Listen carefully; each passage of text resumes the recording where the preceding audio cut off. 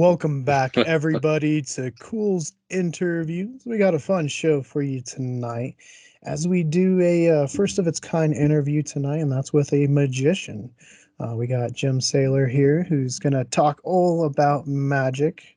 And, we've talked a little bit about magic on our channel, mainly about Houdini, Mr. Mhm. Weiss himself. And then I know we've talked a little bit about Colin's experience, but hey, we're going to talk to a real magician, so I'll let him introduce himself today. No, everybody, yes, I'm Jim Saylor. I've been a performing magician for, let's see, this coming Halloween will be 33 years. I've been doing it. Interesting to note that I actually started my career. I had my first show on what is now known as National Magic Day because of Houdini dying on Halloween. I was gonna say I do know that date. It was also the purported prophecy by Marjorie's friend, but I think that was more luck than actual. But who knows? Who knows, right? Well, you know what? Speaking of things like that, this guy right here, Friswell, if anybody can say him, he was one of the worst psychics there ever was. He really, 90 some percent of his predictions went south. But so you're talking about luck. This guy, when he did them, he got lucky as all get out. People might know him today from being I think he was the guy who did most of the speaking on Plan 9 from outer space and whatnot like that. Okay. He was not from. You just happen to I just happened to have that lady next to me, and you said luck involved in the prediction of that, and so it just brought that. But that was a fortuitous event right there. Hey, Yeah, he could have been very good as a Colorado weather person. As we say, our weather changes every 5 seconds, so you can be wrong like 100% of your time and still have a job here. yeah. True. That was Criswell here. He had he was like the psychic to rich and famous people way back in the day. Like I was saying, in the 50s, 40s, and wrong more often than anybody else probably. But man, they still paid him a ton of money. He had a newspaper article, I believe, a couple of books out. Yeah, I got one sitting over here next to me, something about Criswell.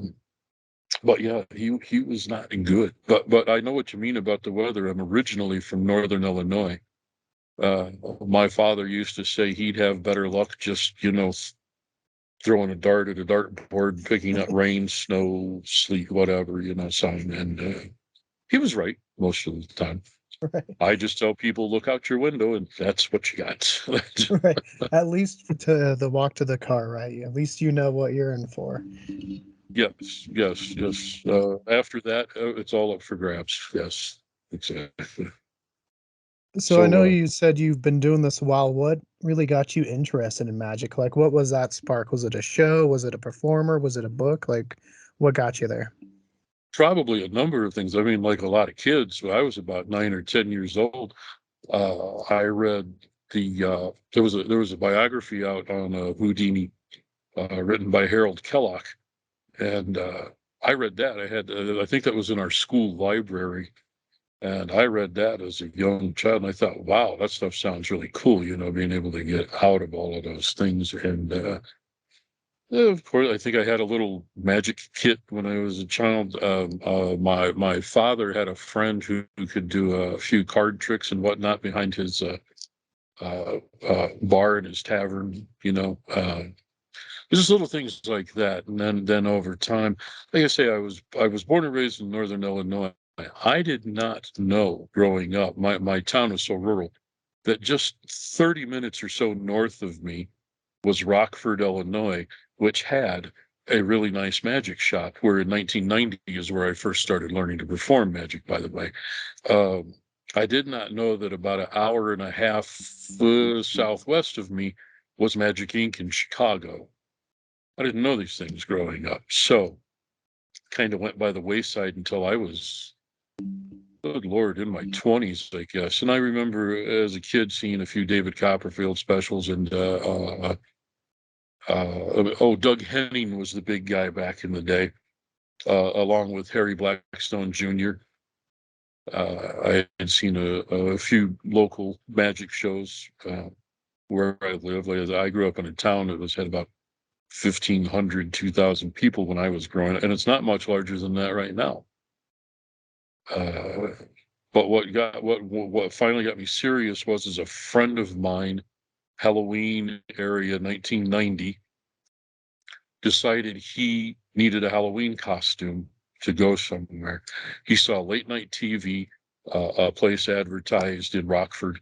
It just happened to be the Magic Manor, is what it was called. And my first instructor, Richard Goff, he owned the Magic Manor. We went inside. Scott found his Halloween costume, the mask that he wanted.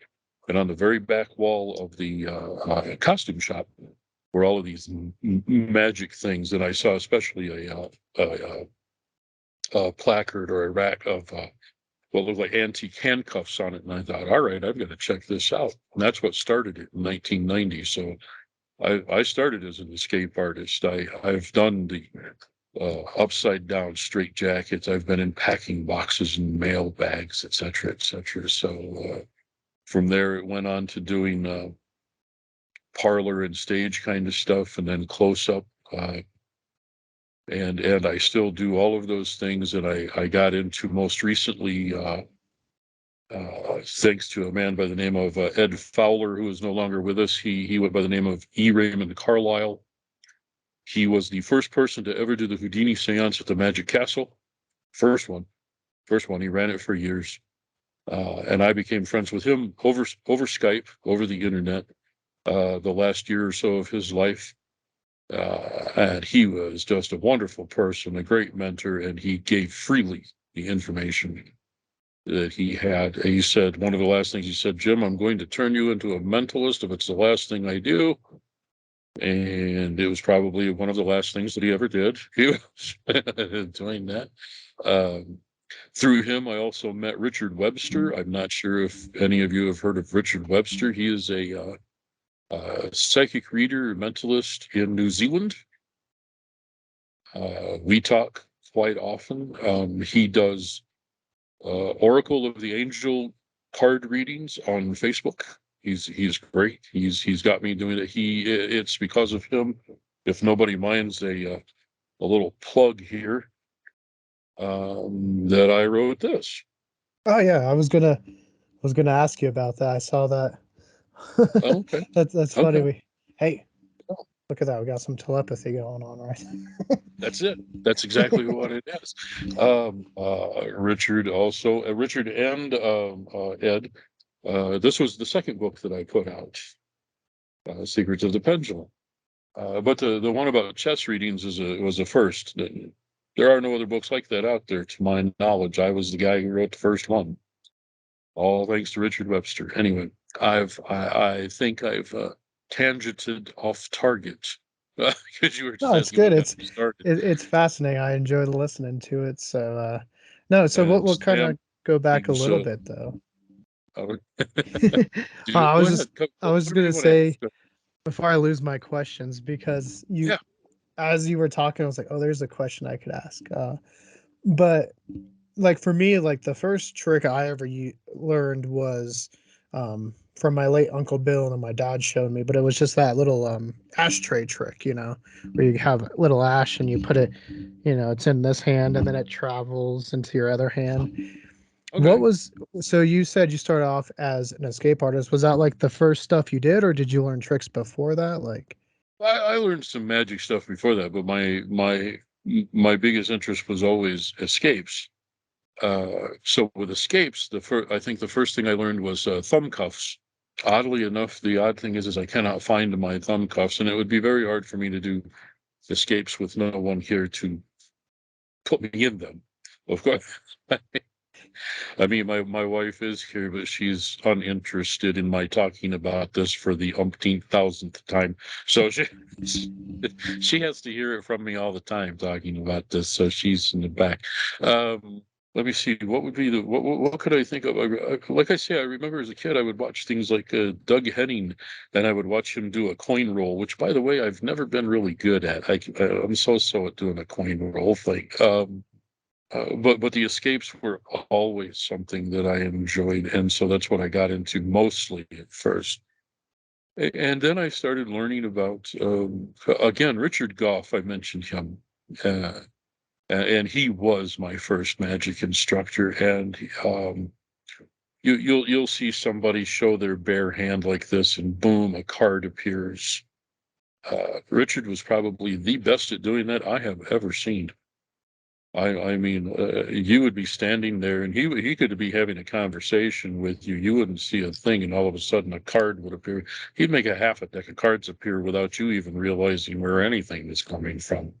But you mentioned the ass trick that moves around, moves around. One of the first things I did in a show back before smoking became a big taboo thing, was I did the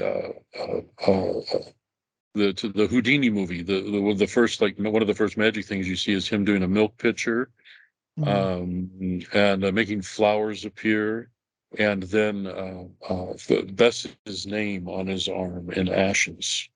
And those basically were kind of the first three magic tricks I did during a paying show.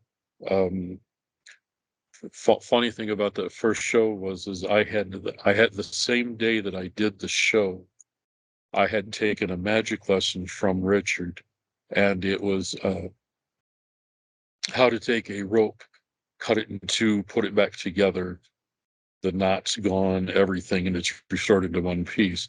I had learned of that a few hours before my show. I decided, you know what? I love it. I'm going to try to put it into the show. Wouldn't you know? I got a standing ovation for that first time out, first magic show. It was great. That's really what got me hooked. That's, I think, why I kept going, because the people loved what was happening. Right? I So, mean, the audience is such a big part of the show, you know? oh yeah, yeah. If I tell people it's the greatest high a person can have is when a show goes well. Um, it's what an adrenaline rush, being on that stage, whether you're in front of four people or 400 people. Um, which I've performed magic for like one or two people. I've performed magic for audiences of several hundred people. But as long as it goes well, you're great. You're in the zone. Everything is cool. It's just so it goes right to your head. Right. Hey, I think that can be with anything. If you're passionate on something, man, as long as you're doing it good, I mean, you're on another level. I mean, I know as when me and Sam are doing videos and we think we did really good, man, it just takes us to the next level, and it's so Oh, good. yeah, absolutely. I mean, I feel my energy level going up just talking about it right here on this show. So that maybe that's the ham in me. And I told you before, if you wanted a guy who can talk, I can talk. You've noticed that. Uh, you've got to tell me if you need me to take a breath or something so you can get a question. No, it's good. I think I know I enjoyed it. I'm sure Sam is enjoying it as well. Like I said, we haven't had a magician on here, and it's a topic I really like. I was a late bloomer, I guess, getting into the magic scene, as far as learning stuff. I got my main ones were always like cards and stuff, and uh, Sure. just like card tricks, pretty simple stuff, nothing too extreme. But I remember we went to Vegas, and we were a year too late for the Siegfried and Roy show, but we saw Lance Burton, and that was Mhm. just such a fun show. But my brother got called up twice, and he was part of the grand finale with the Corvette and everything. So Sure. that definitely put a thing in our mind. And plus, I think our age growing up, Magic got really big. It was on Yeah. TV a lot. I mean, like I said, Siegfried and Roy were pretty much mainstream at that time. Then you had, Mhm. David Copperfield, David Blaine, Chris Angel, all different degrees of, how well Right. they did stuff, but it was still getting out there. Like for you, when you told people you were going to go into magic, what were their reactions? Like, Well, you mentioned getting late started. I also really did get started late. I was in my let me see, 1990 when I started. I was 26 years old, which kind of a little, if you want to talk an oddity there. I mean, Houdini died in Halloween 1926, and I was 26 years old. when Halloween rolled around and I did my first magic show. So, mathematical It things was that meant to go be. together. There you go. Um, oh, my mother was extremely supportive of it. As a matter of fact, I even taught my mom how to do a couple of magic tricks, which she would do. She would take to work. She would carry a piece of rope in her pocket because I taught her how to take a piece of rope, throw it up in the air, and a knot would tie in the rope. While it was in the air, come down, she'd catch it, and people would see it, that there was a rope. And she loved doing that at work. What else? I think I lost my train of thought just momentarily. What was actually we were going on there? Just Uh, talking about like people's Oldest. reactions and stuff. I remember. Here's a comment from a lady that I was dating at the time I started doing magic. She said, "I don't know why you want to do this. You're so much better than that kind of stuff." And I thought, what? We weren't together very much longer after that. That kind of got in the way of things. But everybody was, they loved watching the magic stuff, and I did my share of performing at tables and bars and things like that. And every once in a while, somebody give you a tip. You wind up getting a couple of drinks bought for you. Hey, I'm going to buy a round for the table for the magic guy. Nobody ever really knew my name. I was just a magic guy or something. Uh, but uh, but yeah, all in all, everybody's extremely supportive. Oddly enough, it's the people who were teaching me magic. Who the one guy, Bob Brown in Chicago. I might have mentioned his name. He taught me more by telling me this: you will never be a superstar. It's not going to happen. The world can only have one or two of those at a time. However, if you just be the best you can be, you will do all right in this profession. And actually, if I had listened to him 20 some years ago, this would be a different conversation because I would have went into doing the readings and things back then instead of focusing so much on the actual magic part. He said, "Jim, you got the voice for it, you got the personality for it. I don't see why you're not doing it." I like magic, So a little late in life getting into the readings and the mentalism part, but hey, better late than never. Right? You got to try it, at least once and see how it goes. Sure, absolutely. Yeah, Uh, so I know one of your books, the pendulum, and that's yes. something we've seen in our group kind of firsthand. We had a person that was using it on a paranormal investigation. Do you want to talk a little bit One about how they work? one of the ones that I like to use is it's more of a chakra type pendulum. It's got all the colors, and I actually have one of these that can.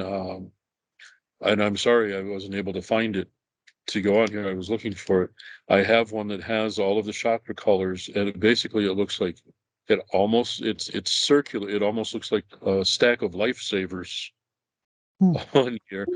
You can actually unscrew it and take the ones off you don't need and simply work on the colors of the chakras that you need Hmm. on the pendulum. So that's kind of unique in my opinion. I hadn't seen one of those before. I also have uh, what's the name of it again? I always forget the name of the pendulum. Um, this one also, it's more of a teardrop, about so big, brass. The top unscrews and it has a reservoir inside it.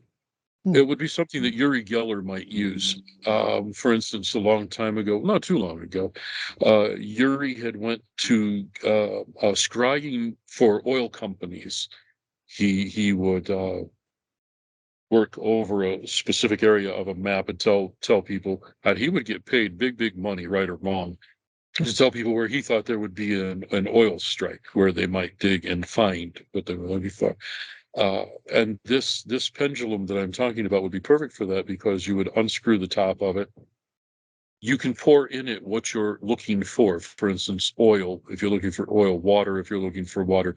Let's say you were looking for gold. Maybe you could put in a piece of paper with the word gold written on it or something. Use it to scry over a map. When it swings back and forth in the positive, you've found your spot, or when it stops exactly where it should. But you were asking something specifically about the pendulums, about how they work. Is that what it?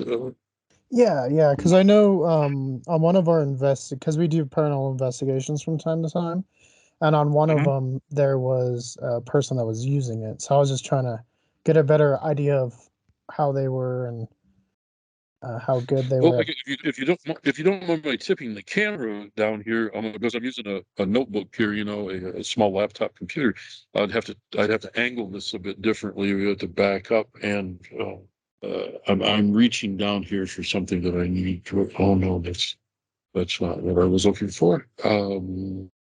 This comes in part with my with my book.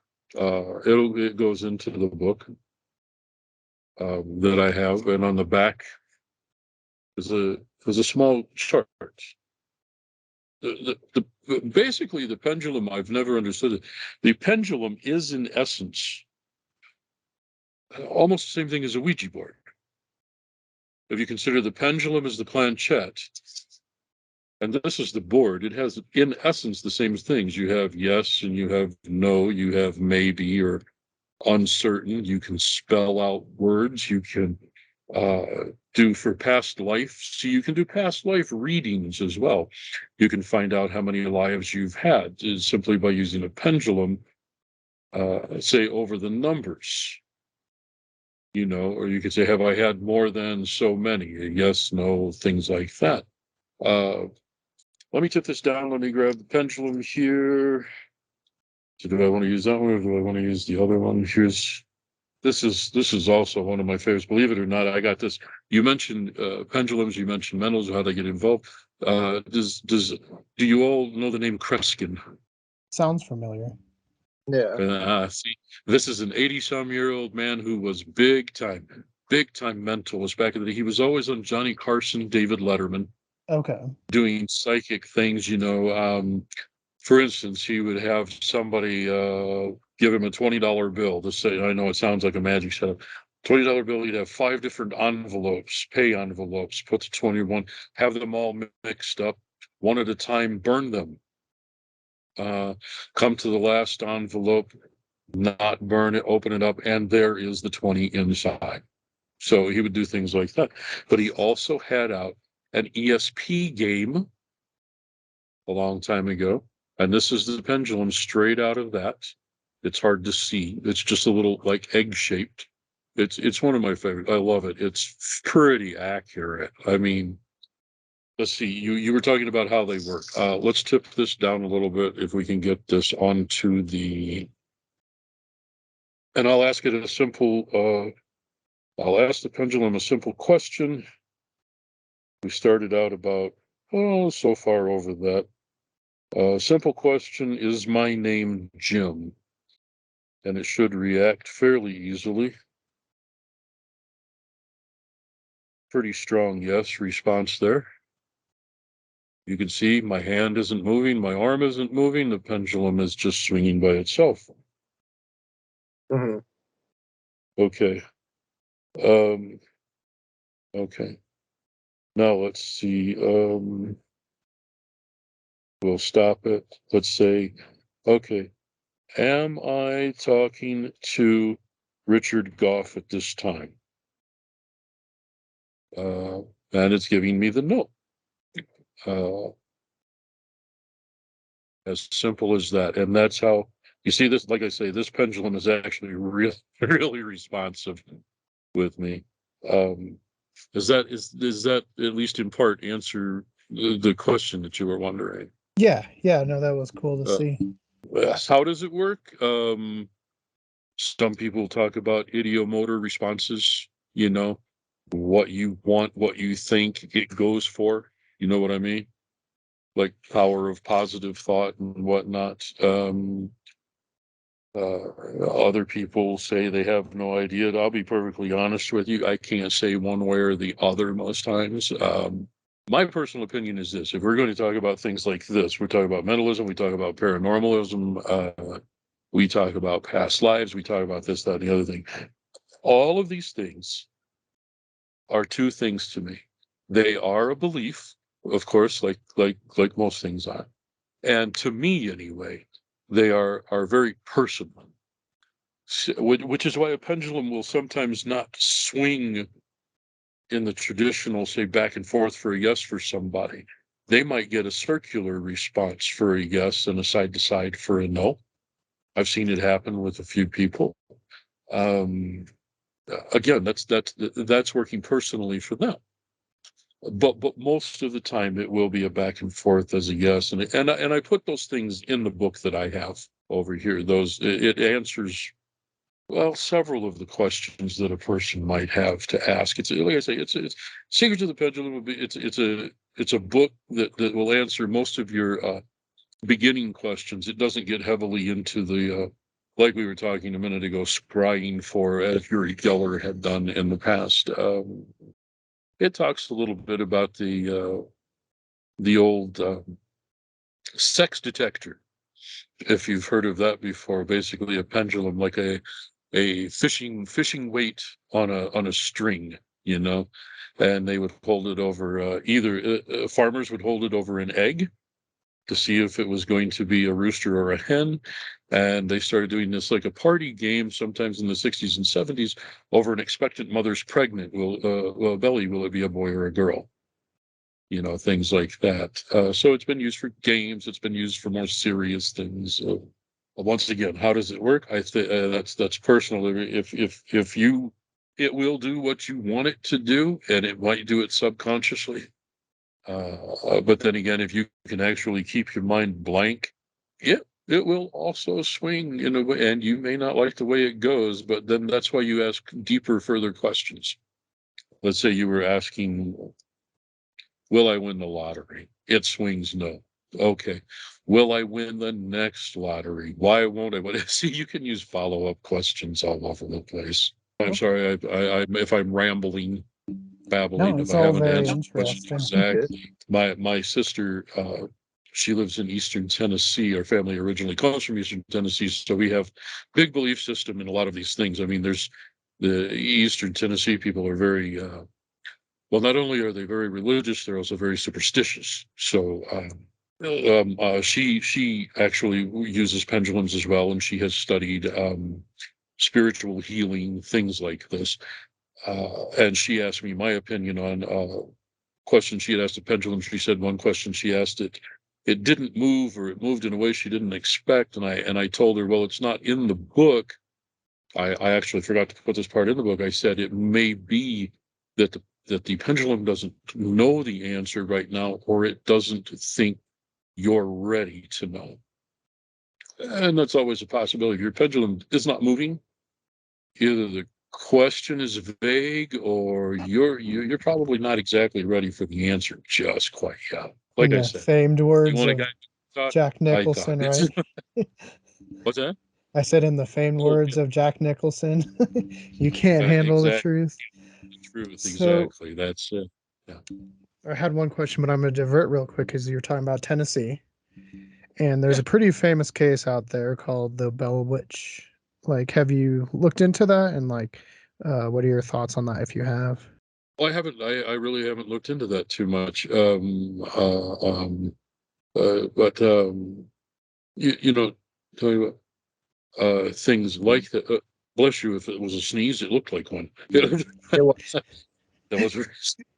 I've been trying to hold one back here for a few minutes while I'm talking, because I would hate to be talking and all of a sudden just right. sneeze right at everyone.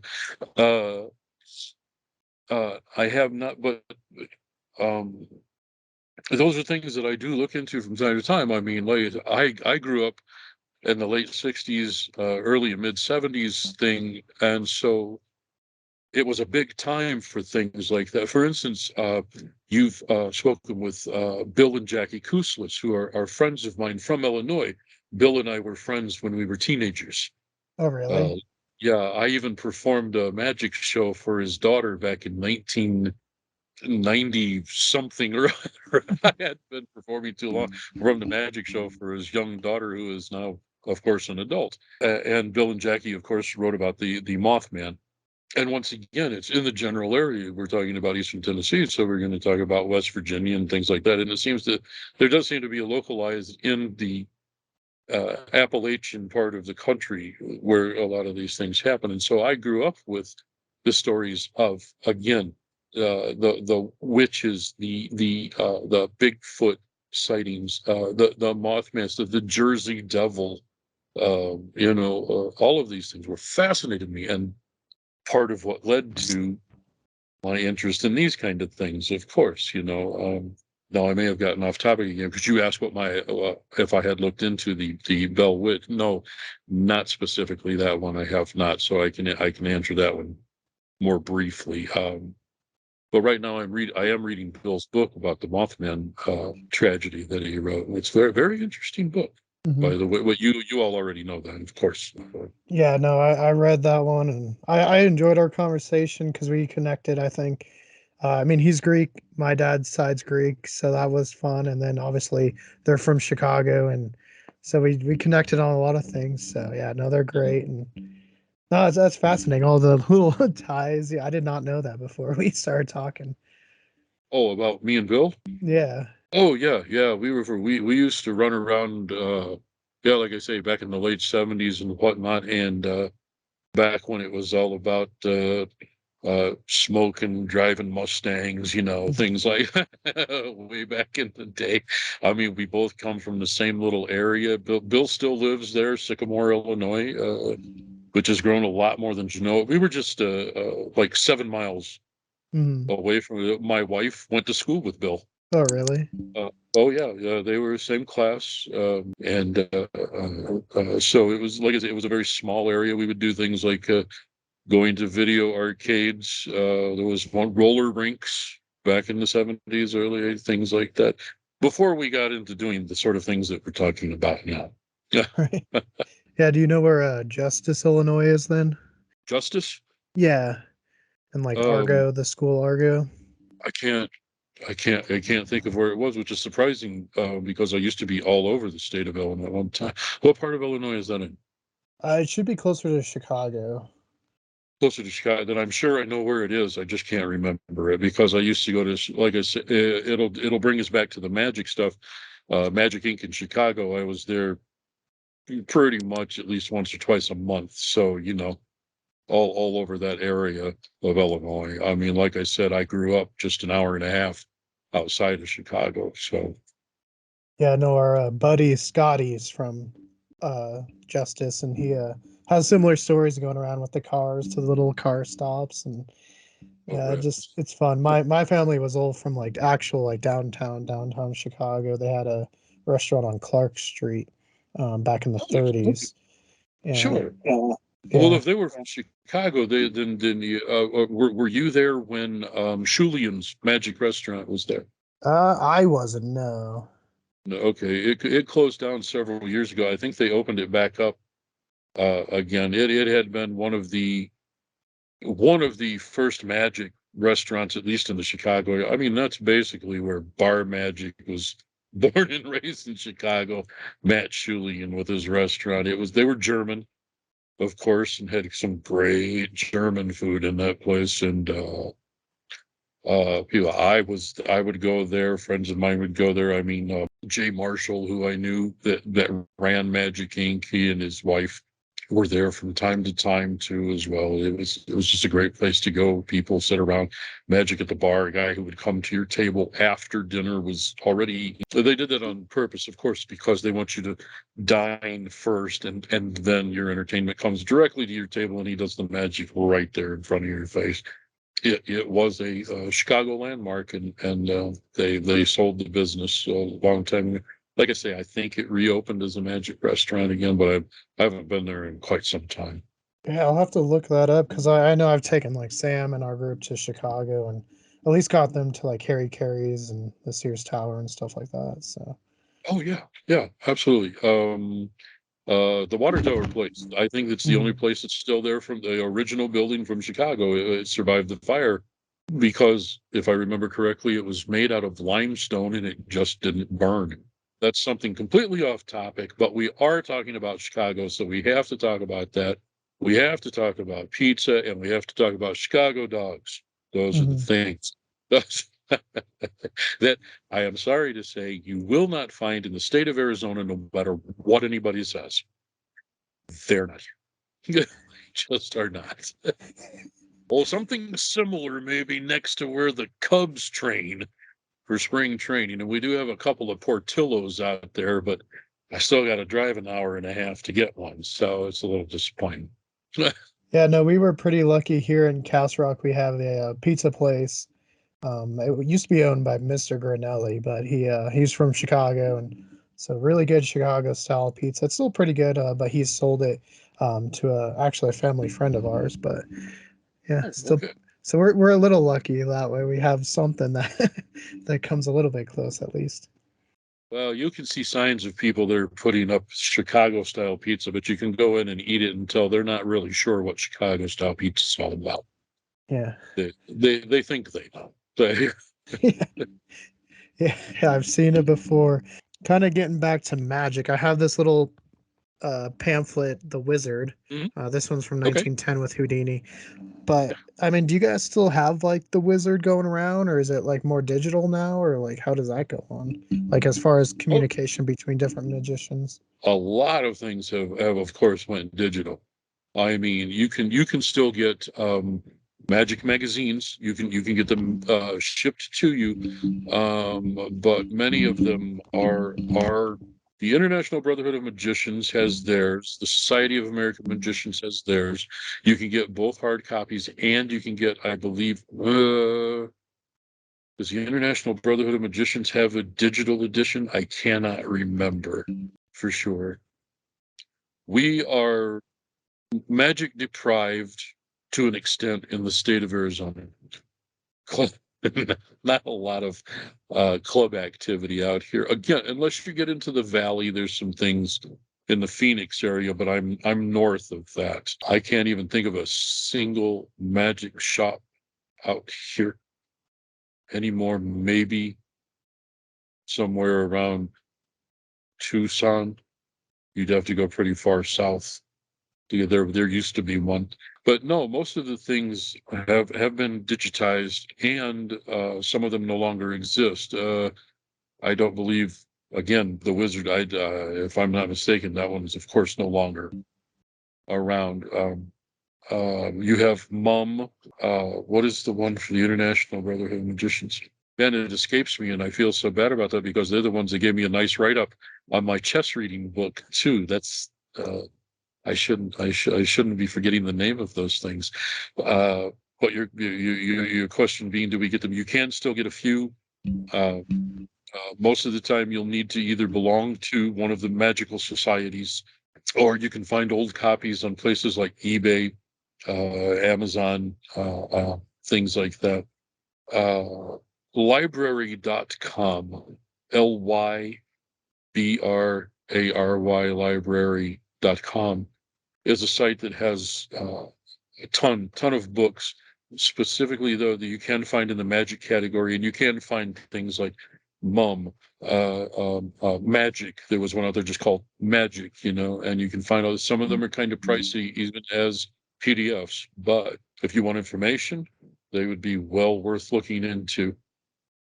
Because I mean, you're going to go back 100 years or more in some cases on these things Yeah. and read things that you may never have seen before.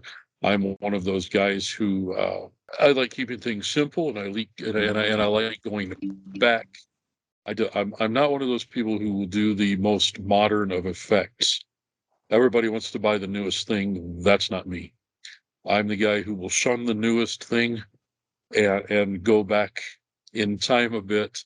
And while everybody's doing the newest thing, I'm going to grab your attention with something that hasn't been done for 30 years.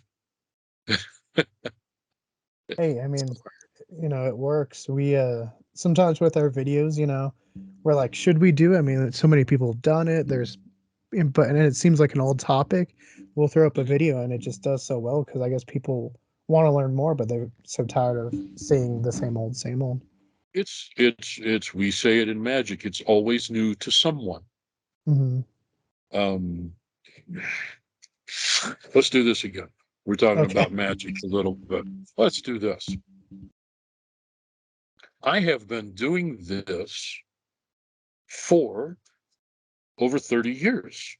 It was one of the first things I learned. And it's not much. It's two pieces of sponge. And there's not a lot you can do with sponge. But you can do this.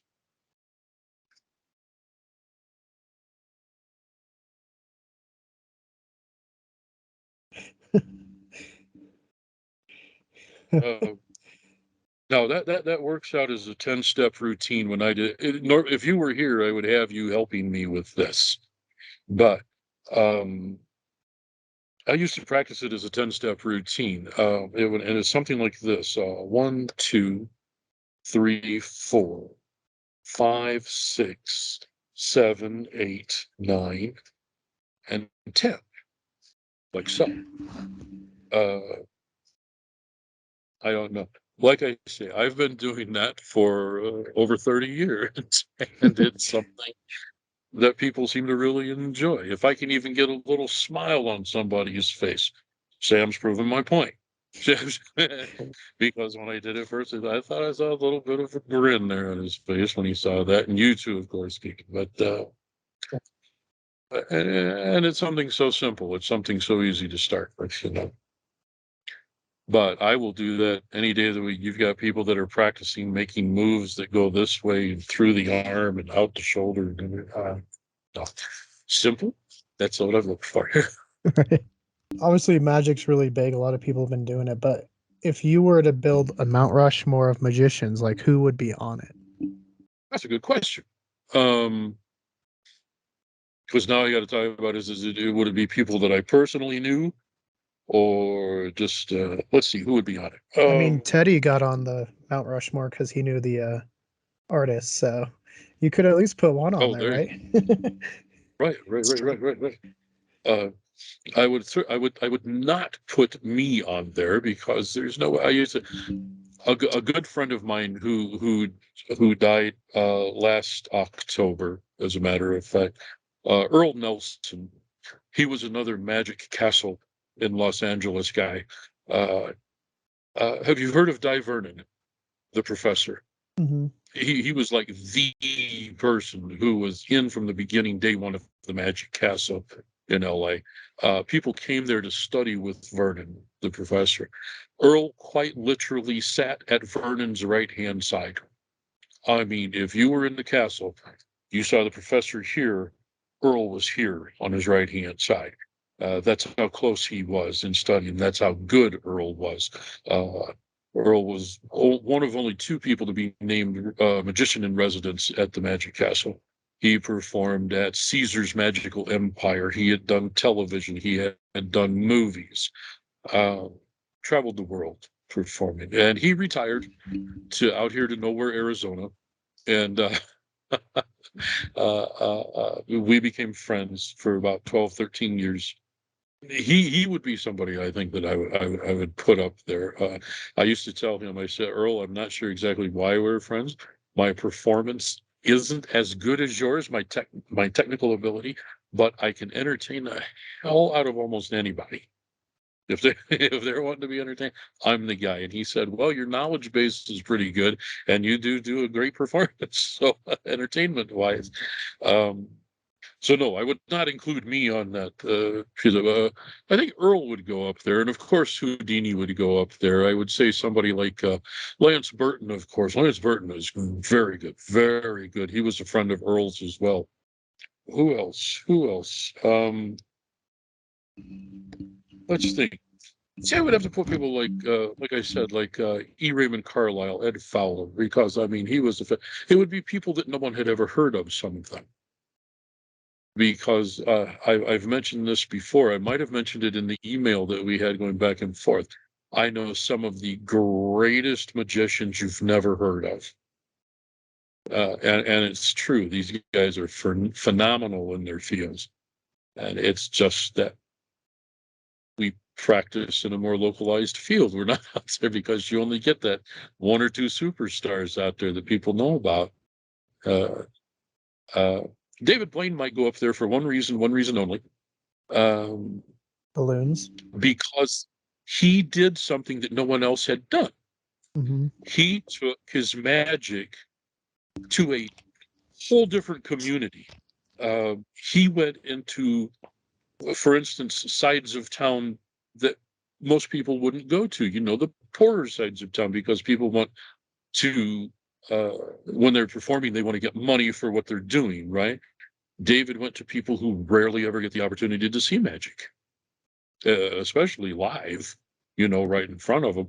And he knew that with those people live in front of him, no camera tricks, he was going to get one hell of an expression out of those folks. And he was right. Mm-hmm. So, I mean, he was kind of an innovator in that respect.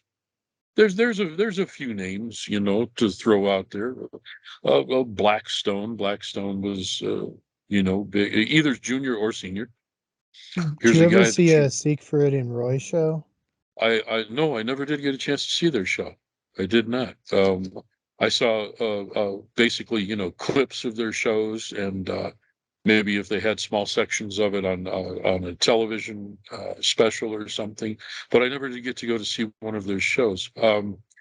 Honestly, Penn and Teller had a big effect on me, but I never also got to see any of their live shows either so far. I saw in And your one interview you wanted to go on their actual TV show. I would enjoy that very much. I just don't know. And I think I said on there, I believe it was Michael Close, maybe, who is one of the probably the judge now that um, uh, he's the only one left. But I always feel a little bad about contacting people and say, "Hey, I'd like to be on the show." Nah, I don't know. I think it would be great to get on there. I wouldn't expect necessarily to. Well, I'm going to change that. If you saw the interview I did with Three Beards, if you saw that interview, you don't mind me mentioning that on here. It was a trick done by a lady who did an escape. Her father, big escape artist, I believe, in Australia, I believe. And he had designed this or built this escape for them. Now, I know for a fact that this had been something that Martin Gardner had put in his book on Houdini's escapes. Same effect, made out of wood instead of a steel cabinet. And Houdini had mentioned, and it supposedly came from Houdini in the book. Like I said, Martin Gardner wrote back in the 70s or 80s on this. And I don't know how Penn and Teller were supposedly fooled by that, because I knew how it worked. I mean, I figured if I knew, those guys with their magic base, especially Teller, uh, should know how it worked. And it was brought to mind, of course, on more than one occasion, that, well, sometimes you just have to let people have Their their day. day. Yeah. And so that is a possibility. I'm not going to say yes, I'm not going to say no. But if any of them are out there watching that, I'm going to tell them right now, they knew how that was done.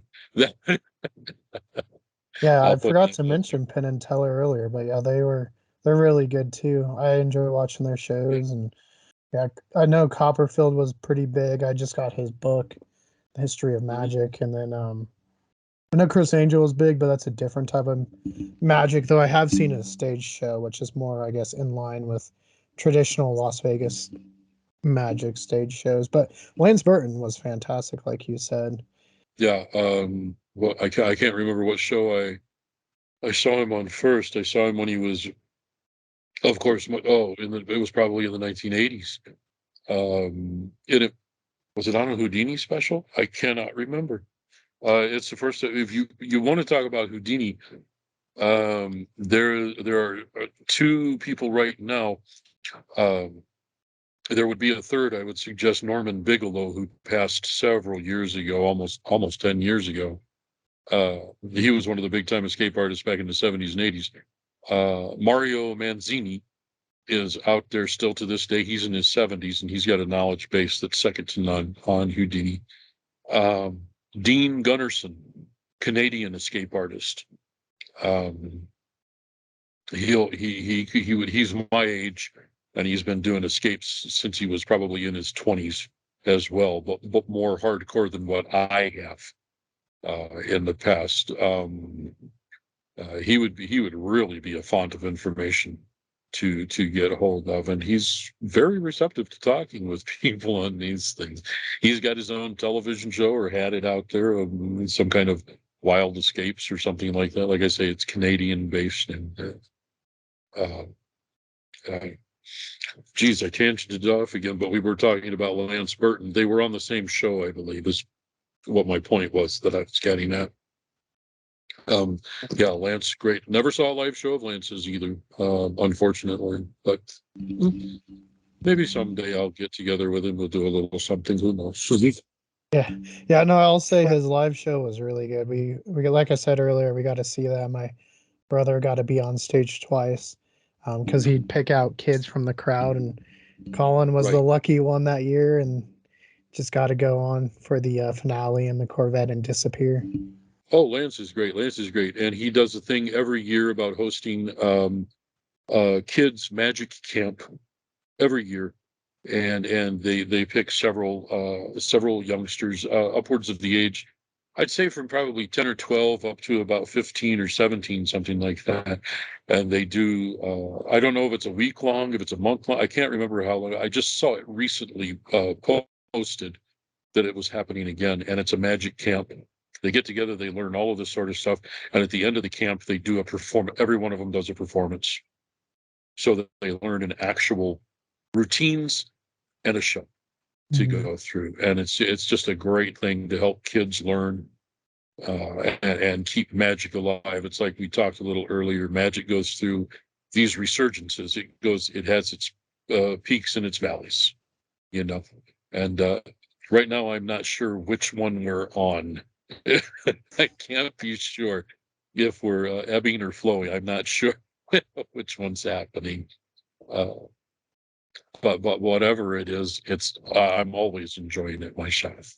Right. No, it's always cool to help out the next generation. I know me and Sam have done some stuff with our group at colleges and with the paranormal, and just teaching them how to do it respectfully and all that. And that might be some of the Yeah. funnest trips we've done, was just like seeing how excited they're getting about it, and seeing them and helping them. It was fun. Oh, Definitely. absolutely. Yeah, yeah. You mentioned colleges. I have a couple of times taught um, what I would call beginning psychic development classes at our local community college, and it was always a nice. I worked pendulums in aura numerology. I had a lady say that she was concerned because one time she had someone reading her aura and said, "You have a black aura. What does that mean?"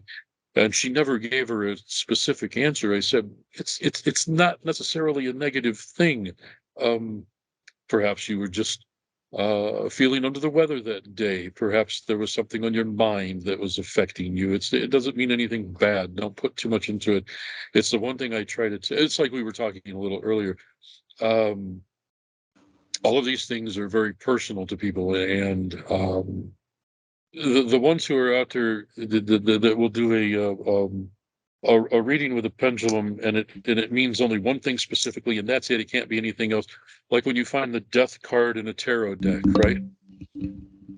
Some people actually like to believe that it's actually a physical. Yeah, just the end of something, which means the beginning of something else.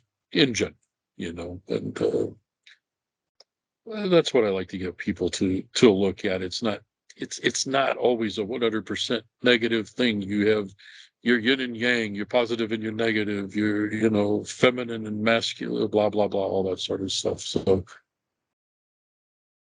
don't take a reading always at face value. There's something to be interpreted there. That's what those things are for. Right. Yeah, and always be a little wary of which readings you go to, for sure. Oh, absolutely, absolutely. And I think I mentioned this as well in the email we talk about, because you all do Western things Mhm. uh, to do with the Wild West. I was a Wild West entertainer for years. I did Wild West stunt work. This was the face of a bad guy all the time. All the time. 2 out of 3 shows a day. This was the face of the guy who had to fall off the roof. getting shot in the end, you know. But I also did a medicine show, Wild West medicine show. Hurry, hurry, step right up, you know, all that sort of stuff. Um, and you could even do fortune telling in the saloon if you wished. Uh, Things like that. I mean, it fits in everywhere. So it would be, it would be great sometime to talk about the Wild West stuff that you got. I mean, right here in Prescott, Arizona, this is Wild West history going on right here. Not anymore, of course. It's a little too Wild West out here. Everybody has a gun in their hand, and Yeah, you're in. it You makes said you're in Prescott. yeah. Oh, sweet. My cousin Scotty is actually in Prescott. That's funny. I think they're Oh, in okay. Prescott, or it's either Prescott or Scottsdale. I know they lived in one, and we met them for dinner one time in one. So, but I know Oh, where that okay. is. So, not the Oh, middle of yeah. nowhere. I know. Yeah, absolutely. It's Prescott, Arizona. We've got what they call Whiskey Row, which was the, you know, it's like cowboys would go from one end, try to drink their way from one end to the other, a block long, and not all of them would make it. Uh, 1800 and something, all of the saloons burned. The great fire there, but they managed to take the bars, you know, out of the saloon, all of the liquor, the bars and the bar backs and everything. And what they did until they rebuilt is they had all of this stuff setting in the courthouse lawn. That's where they would drink, the courthouse lawn. While everything was being, that's how important the bars were in Prescott, Arizona. We will not have this happen in our town. I was trying to find a picture real quick because there's a location we went with my late Uncle Bill to, and I can't. I think it was on our way to, because we took a road trip from Phoenix up to the Grand Canyon, so like 6 hours. 6 hours. Sure, yeah. But I'm trying to figure out. Me and my brother couldn't.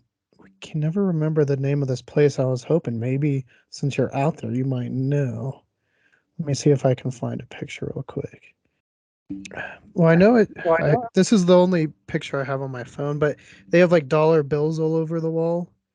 It's like an old west, and then like the bathroom, you walk in, and the doors to the stalls have like you can peek over because it's like a face. It was it here? Do you know? Was it here in Prescott or? I can't remember. I'd have to. I don't think I have that photo book because we used to make photo books of our trips.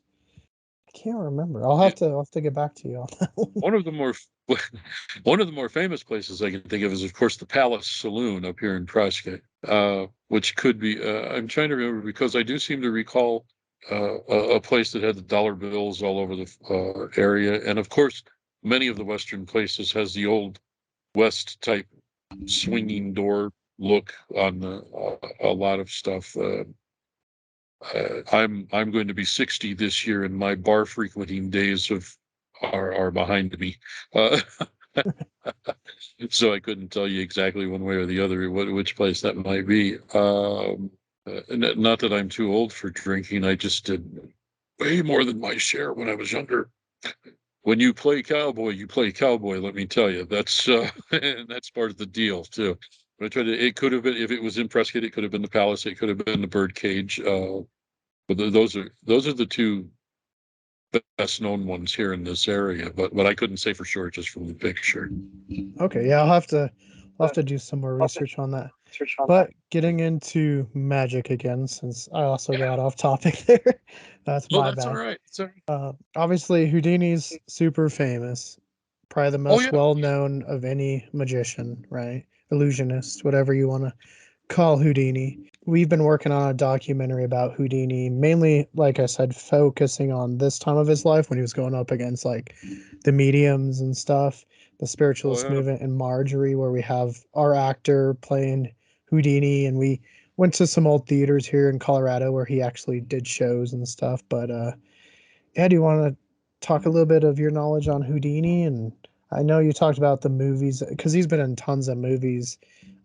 Which one sticks out to you, perhaps? If you want to talk about movies that have portrayed Houdini. One of the best ones would be with was it called The Great Houdinis? It was with Paul Michael Glacier and Sally Struthers. Paul Michael Glacier, who had, of course, played on Starsky and Hutch back in the 70s and 80s. He played Harry Houdini, of course. He was the one who was most true to life size of Harry Houdini. Harry being somewhere around 5'5", not a huge man. Sally Struthers, of course, played Bess, and it was one of the, I think it was one of the better ones. The Tony Curtis movie and Janet Leigh was great, but I mean, talk about nearly 100% Hollywood. That movie was. Yeah, there's the Adrian Brody one I know is Hollywoodized quite a bit too. Yeah, and a lot of inaccuracies in that thing. Not to mention the fact that Adrian Brody is over 6 feet tall. So, but he did have a Houdini type look to his face, facial features. Uh, yeah, because I mean, some of the stuff that people talk about, to my knowledge, Harry never performed the bullet catch, not once. Um, and the one time that he supposedly performed the buried alive, he had written basically the earth is crushing, and he never did it again. He did uh, he did what you might call a buried alive by going into a metal casket underwater to show that this yogi swami, whoever it was, whatever he could do, Harry could do, and Harry did it better. He was one of those guys. He wanted so much to believe in an afterlife, so much so that when he could never find 100% certainty that it existed, he went all out against everybody who said that it did. It just made him mad that he couldn't get in touch with his mother again. The Doyle incident was definitely a tipping point for Houdini, where they Well, had yeah, grown close friendship. It's kind of interesting to think Sir Arthur Conan Doyle, writer of Sherlock Holmes and all these like really kind of thought-based things, is like the main, almost like a if you want to use the godfather of the spiritualist movement at the time. oh yeah, he was definitely a leader in that and a big time believer. I mean, he had a son who died in the war, and they wanted to do it, and I believe his wife even became a medium.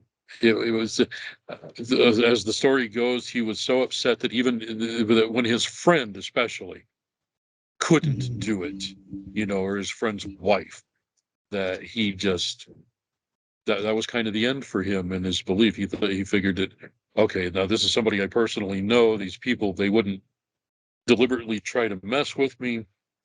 Even they can't do it. So there's no way no one can do it. I'm going to go out and prove all of these people that I can do better than what they. Unfortunately, it doesn't mean that no one can do it. It just means he never found anybody. He found all the frauds. Right, he weeded. Yeah, I mean, because Houdini obviously, him and his wife started out, and I don't know if they were married at the time, but they started out kind of doing that kind of show where they would contact the spirits and stuff like that. Oh yeah, he tried. He tried that. He Mhm. tried the mitt reading, the all of that sort of stuff, and he did so poorly at some of these things that he was actually one of those guys who, I mean, he would have to be.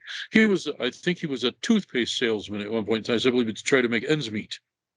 While they were on the road, he tried to give his act away. No one would take it. No one wanted it. Free of charge.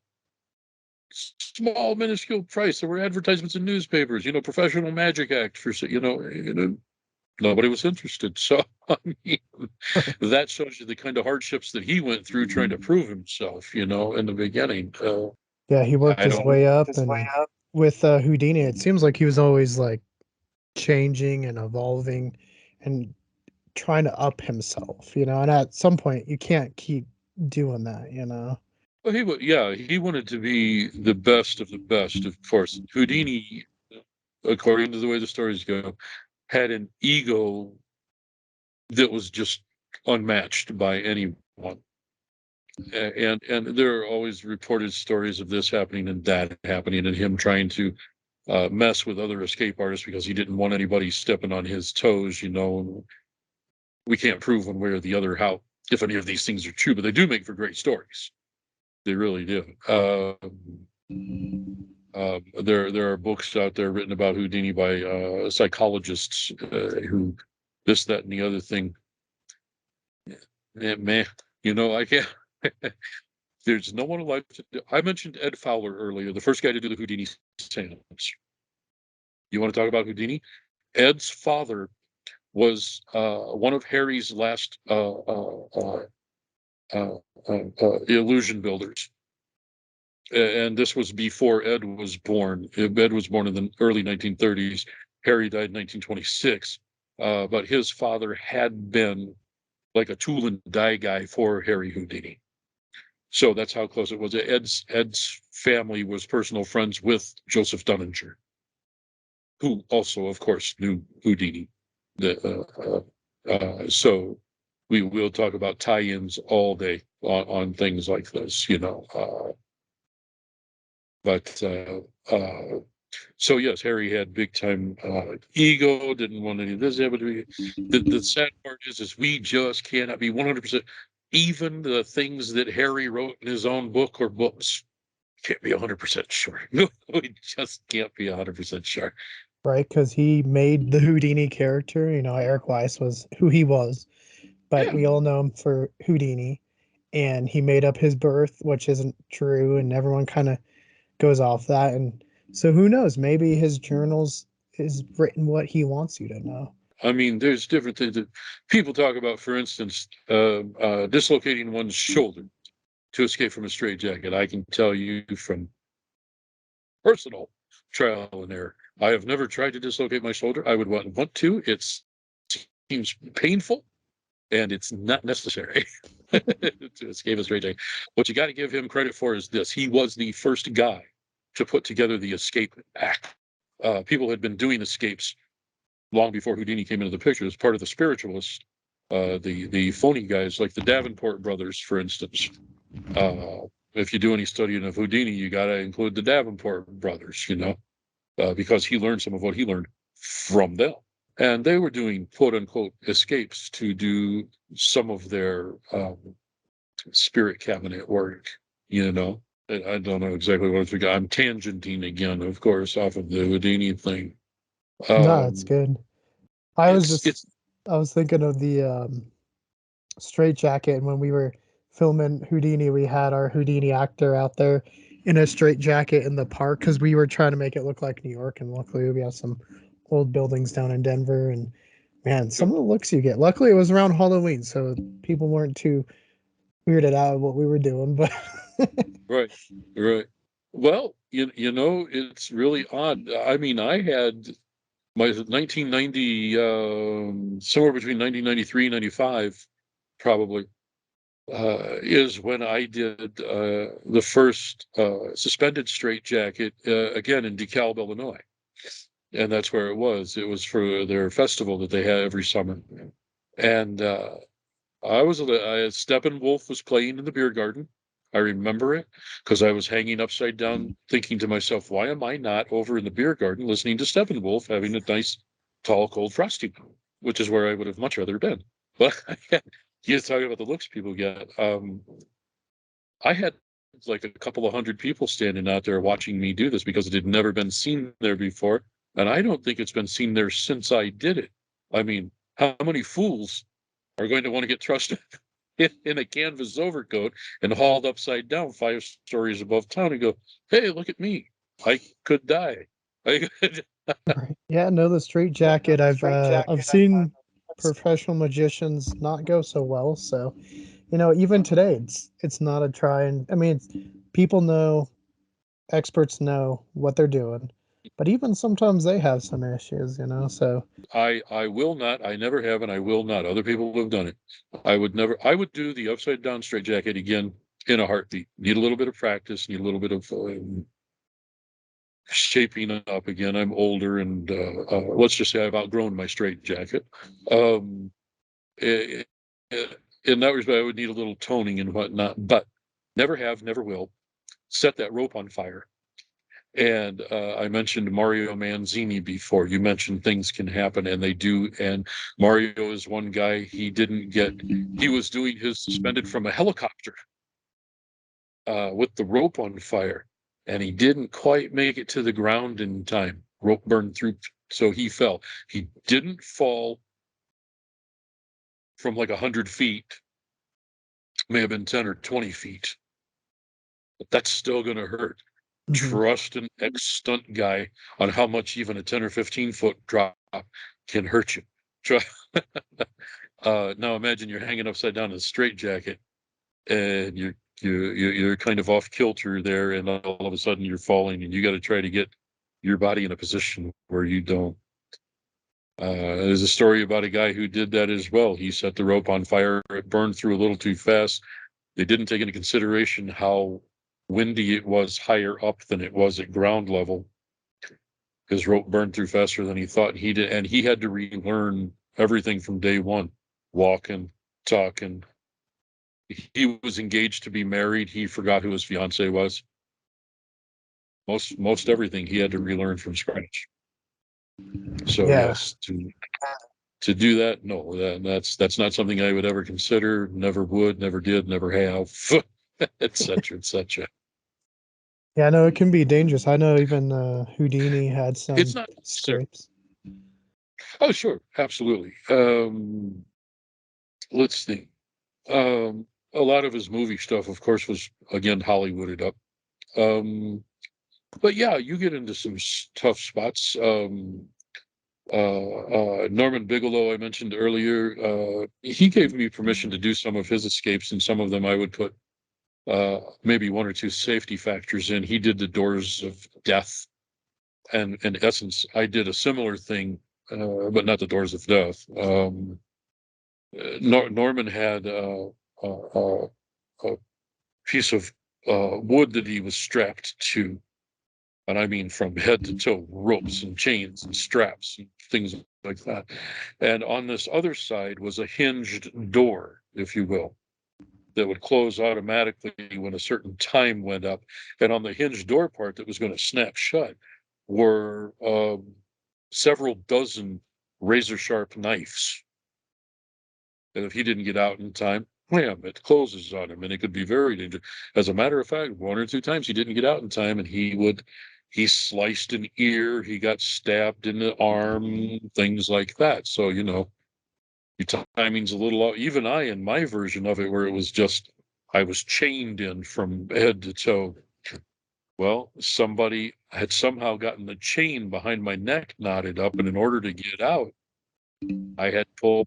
I almost ripped my ear off trying to get out of that thing. It was that tight to try to come out of. So even something as simple as that, you can't plan for everything. You try to, Right. but there's no point in putting anything more hazardous than it needs to be.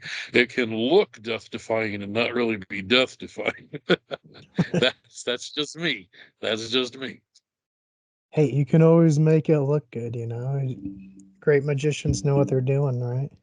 Hey, if you can act, you can do it. You know what I mean? It was said a long time ago. Some of the best magicians in the world would be actors because they already know how to play the part of the magician. Right. They got the Mhm. battle halfway won, Guys like me, you gotta try to learn to act, or you gotta have an ego like mine. Like, it's just, maybe sometimes you bluff your way through, I was lucky though. I had drama lessons when I was in high school. I had this, that, and the other thing, and put all that stuff together. And with a big old, I am a ham type ego and just love to have fun in front of people, it just all seems to work out. So, but yeah, I've never needed the death defying. Well, except for the straitjacket hanging upside down, that's bad enough. Right. I mean, I almost did fall out of it the first time that I was in there. That was my mistake. That's more than I would do. Oh, absolutely. Well, later that night, I also got invited to do it inside a club in DeKalb, and I did it, and I wound up having. If you listened to the other one of the other podcasts I did, I told the same story about being up on the stage in college town, DeKalb, NIU. Uh, Two of these huge football players got up there. I stand like 5'10", at my best. And I got these two guys that are well over 6 feet tall. They're athletes, They're strapping me into the straight jacket on stage. They're tugging, they're pulling. One guy's got his knee in my back, pulling straps up like this. A third guy comes up on stage to inspect it. Now he's about my height, but he's built like he's just huge, And you'll be familiar with this. He says, I'm one of the attendants at the Elgin State Mental Hospital. I can assure you that this jacket has been put on the right way. He'll never get out of this. I guarantee it. I couldn't have asked for better hype. I mean, it was almost like I would have paid those guys to get on stage. I had no idea who these guys were. But we got a couple of hundred college students out there drinking, whooping it up, thinking this guy's going to fail. And I think it took me a minute and a half, 2 minutes. I'm out of that straight jacket, and people are just going nuts. One of the best shows I ever had in my life. And that's why I like to talk about it. It's one of the best ones I ever had. Nice. Right. No, I wish we were there to see So it. I know when we first started talking, you said you haven't done a live show in a while, but are you planning to? I'm always planning to. I'm always planning to. I'm always working on things. New to me things that I work on. Again, I don't always work. I stay away from what the newest things are, simply because if everybody else is doing them, I don't want to be thought of as the next guy doing the same thing. I learned that again from Richard Goff back in Rockford. He every time Copperfield would do something in his show on television, if Richard was doing something that was the same or similar, he would pull it out of his show, replace it with something else, wait 6 months down the road until most people had forgotten about it, and then he might put it back into his show. Because the attention span runs about 6 months, maybe, for some people, shorter than that for your average person watching a Copperfield special on TV, or whoever may be doing the Penn and Teller is real popular right now, I guess. They will forget. They will forget what they saw, or they'll forget who did it. They will.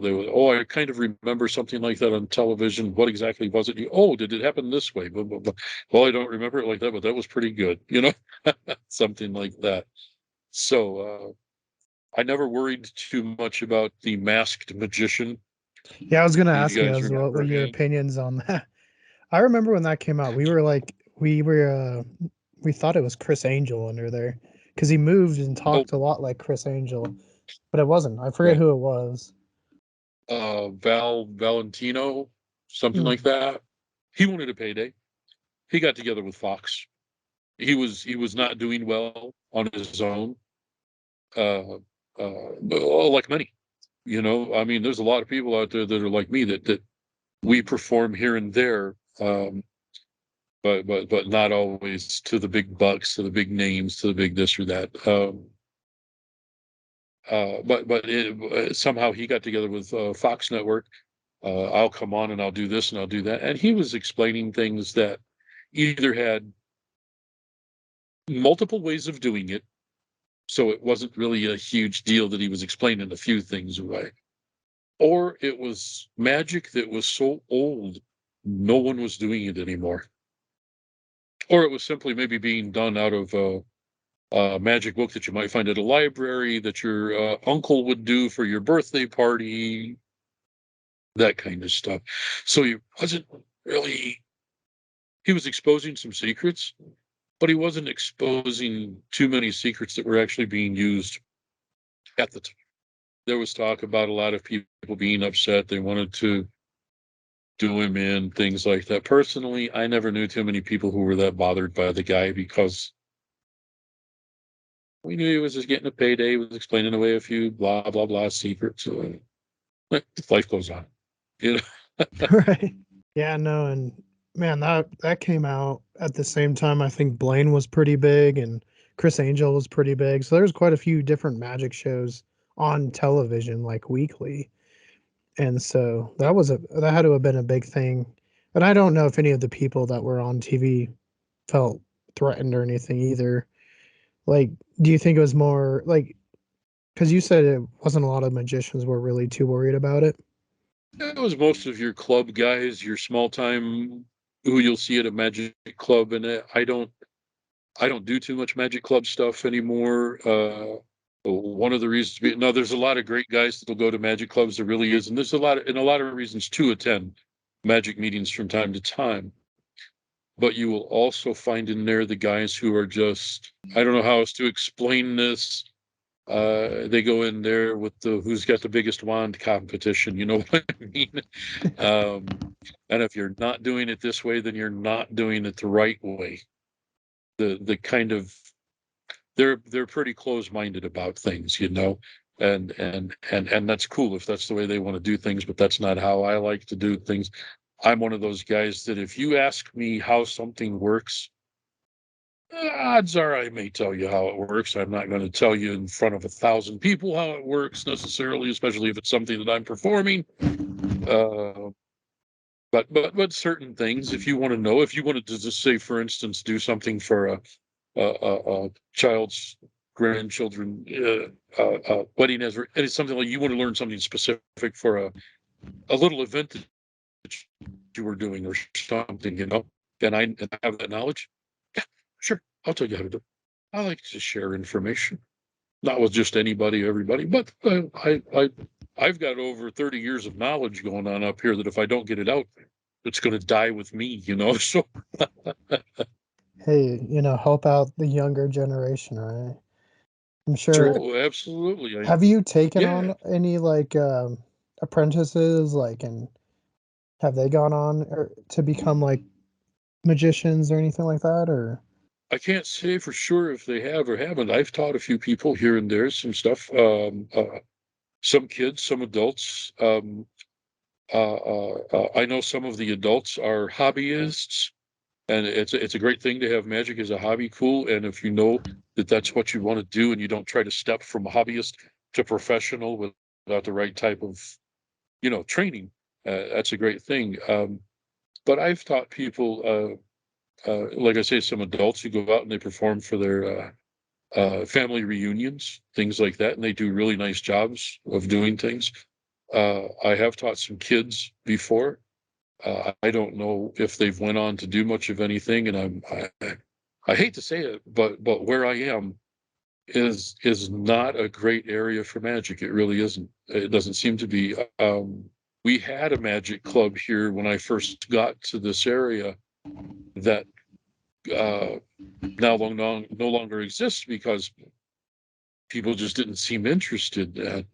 We would get some shows from time to time. We have a man here by the name of Eddie Siller, Prescott police officer, semi-retired, who was doing library shows, magic shows in the local libraries, magic and ventriloquism. Eddie is a great children's entertainer. He really is. Very tough crowd, by the way. Entertaining children, man, they are on you. They're on top of you, and if you do something even the least little bit of the, they'll catch you. Especially today, with everybody has a cell phone. Like, I'm googling how you're doing that. It's not always easy. You got to stay ahead of those guys. right, Which yeah, staying ahead of them technology. means going, like I said, backwards. Hmm. You know. Yeah, backwards where people Uh, aren't doing it anymore, so so that no one can show them how it's done. exactly. That's it. Uh, Something like the sponges that I just did for you, or maybe some basic, simple handkerchief or card or coin stuff. Something that's not out there on YouTube. Which, by the way, a very bad place to learn magic. Don't go to YouTube expecting to learn how to get out of a straitjacket. That's not going to happen unless I'm teaching you how to do it on YouTube. All right, so we'll just look for your videos and then we'll go from there, right? There we go. Um, I've been told I should do that. I have a hard time figuring out how I'm supposed to do the videos on YouTube to get followers and things like that. That makes me a dinosaur, I guess, not still being able to figure out how to do those things. I mean, Sam and I are still learning, and we've been doing this a long time. So I think that's Oh, just part sure. of the game. So you're like you said, you always got to keep evolving, and that's what we keep trying to do. And we try to be diverse in our topics, so we're never kind of pinned into a niche or anything like that. Right, right, exactly. It's a great thing. But sometimes it keeps me from focusing on what I'm supposed to focus on. Having so many interests at one time, it makes things well confusing, I guess is the way I should put at least for me. I have so many interests. Another book in mind, doing readings, using your pets, well, whatever it happened to be, a dog, a cat, a hamster, a horse, or something, anything, talking about the so-called psychic animals in the past, ones that could communicate, with you. Story of one, I think in Australia or New Zealand, that was called Jeff. He was a supposed talking mongoose back in the early to mid 1900s. That story is out there. Would be included in my book, at least a version of the story anyway, as soon as I can finish getting that one written. I mean, I would read that for So, sure. oh, absolutely, absolutely. I would hope so. I would hope so. When I finally get it done, I will let you guys know. I'll send you copies of the whole thing. Oh, that I would appreciate that. I do a review and everything. Make sure get the word out. Sweet. I'll even do that with these two that I just showed you earlier. If you want them, all I need is your addresses and they're on the way. Okay, yeah, I'll send you them. We'll have to do a part two because I think we could go on forever. Like, there's so much. But one Yep. question I was thinking about today, and then I'll have Sam ask if he has any. There was a pretty big year for magic movies. I think it was 2007. But you saw The Illusionist and The Prestige. Have you seen either of those two? Parts of them I saw. I didn't see the whole movies. You said somewhere around 2006, 2007, right? Yeah, I believe so. I think The Was Prestige was that first, and then The Illusionist came second. yeah, they were basically done at the same time. Well, yeah, and one came out a little ahead of the other one. No, as a matter of fact, I saw parts of them and I haven't watched them. I'm going to be honest with you. I wasn't that interested in the, I don't know. It just seemed a little more, you can tell by the way I am. I have more of an interest in the comedy, the upside, than the darker sides of things usually. Not that I can't put the darker stuff in my shows. I mean, I can do a theatrical seance that will blow people away. And again, learning from Ed Fowler and some of the guys who came a long time before me. Uh, but I was pretty busy those couple of years as well. I first moved to Arizona in 2006, and I was performing magic shows. I was performing Western shows at that point in time as well.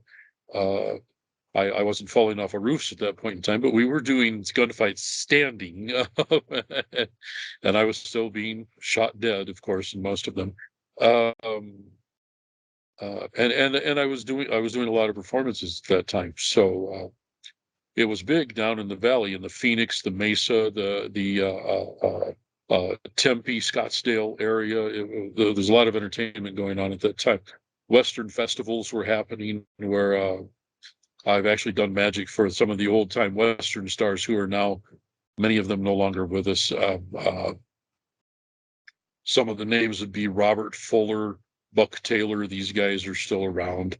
You would see them on shows like Gunsmoke or Laramie or the old time that you would see on Antenna TV or Me TV. Some of the older Westerns. Denny Miller, who was on Wagon Train. Uh, uh, I always talk about, even Ruth Buzzy was there from Rowan and Martin's Laugh, and because she had done, I think, a couple of the Apple Dumpling Gang movies, so that qualified her as having been in some westerns as well. Um, Martin Cove, who was if you want to call him the evil sensei on the Karate Kid movies and on Cobra Kai that's on right now. I've met Martin Cove before. He's in his 70s now. He's getting up there a little bit, but he was in some westerns as well. Bruce Boxleitner, of course, from How the West Was Won, and those things. Performed magic for a lot of these guys. So yeah, I was kind of busy back then, so I didn't get a chance to see them. I heard good things about them, um, but no, I have not. That's my long-winded way. See, I told you, if you don't stop me, I'll keep talking. Yeah, but That's I like listening to it, so I'm not gonna stop. I appreciate that. At my age, what I've got most of right now is stories. You know, I've got over 30 years of stories behind. I guess I should write the book, but then nobody's going to want to talk to me. They'll read about them. So I'm the lonely old guy sitting here in Prescott, Arizona, waiting to talk to people about my past. So Well, hey, maybe because we do deep dives into movies, and usually we try to bring on people that have experience in that field. So, like we did the movie Whiplash, we brought on some drummers, and then our buddy's an actor. He played Billy the Kid, but maybe we'll do the Prestige or the Illusionist, and we could have you come on and we can talk about the movie because I think that would be fun. oh, that would be great. Absolutely. I would enjoy that immensely. Yes, absolutely. Okay, You yeah, you we'll have to you, set you that let up. Yeah, you guys tell me when and where, what you want to talk about. Like I said, we can do the magic stuff. We can talk about the Wild West stuff. We can talk about Wild West magic. I mean, there is such a thing, of course. That's the snake oil salesman, the all that sort of stuff, you know. I mean, gathering the tip and whatnot. Gambling, of course. You want Wild West gambling? Here you go. You got one of the guys who knows stuff about that. Right? I'm sure there's a lot of guys out there that know about that. I just don't know too many of them right now. So Yeah, no, we'll definitely set some more stuff up because this has been fun. Sam, before we do end off, is there any question that you want to ask, or you want to save it till next time? I'll just save it till next time. I thank you Mhm. so much for joining us, at least making us smile and laugh and just be amazed by. I know you just did a couple tricks, but they were very entertaining. Definitely were. thank you very much. No, I appreciate that. It's one of the biggest things. It's like I said earlier. It's a great thing. You guys have been great for me. I get to entertain. I get to if I can make people smile, if I can make them forget some problems for a little while, if I can help them enjoy their day, then that's just all the better for me, and it sends me through the roof. It's just a big ego boost. It's a big it's in here. It just makes me feel great. So, I get something out of it, possibly more than everybody else does. I don't know for sure. Uh, I tell people I like to think that I'm an entertaining person. I like to think people enjoy what I do, what I see, what I say. Uh, in essence, it's just me being me. Uh, the wife is so tired of that right now, though. She stop being you so much. Be somebody else for a change. That kind of thing. We'll definitely have to set another episode up, and we'll talk about your books on here too. Help try to spread the word. Speaking of books, though, where can people find your information as far as website, books? I know Amazon probably. I did recently discover, yes, Lulu.com is where my books originate. Now, if people want to get something, for instance, the chess reading book is out there. It's Lulu.com. I've discovered it is going through Amazon. It goes through Barnes and Noble as well. There are a few places where the chess reading book is. And I'll flash them up here again one more time. The uh, the uh, the chess reading book, and I think you're going to find this is the only one of its kind that's out there. Even I didn't touch everything that could have been touched on in this. It's about a 60-some page book. Um, uh, there's more that I could do and probably should do about this, but it's out there. Like I said, Lulu, Amazon, Barnes and Noble. Even I think you can get it through them online.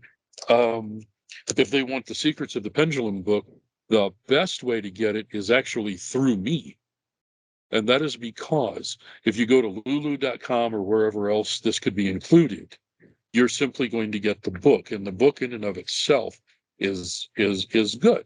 It's we've got illustrations, we've got things, interview stuff, different things on the pendulums, et cetera, et cetera. If you get it through me, which my email address, and you can post that if you want to, justjim90aol.com, and I'm on Facebook as well and whatnot. See, I will not only send you the book, I will also send you a pendulum and the little chart that we were reading earlier that'll come with it. You'll get those things as well. You can't get that if you go just to the book sites because they won't be included with that. Those would come directly through me to get a nice, it may not look exactly like this one, but they're nice pendulums and they got a nice weight to them. And like I said, the little chart that we were using earlier with the numbers, letters and things.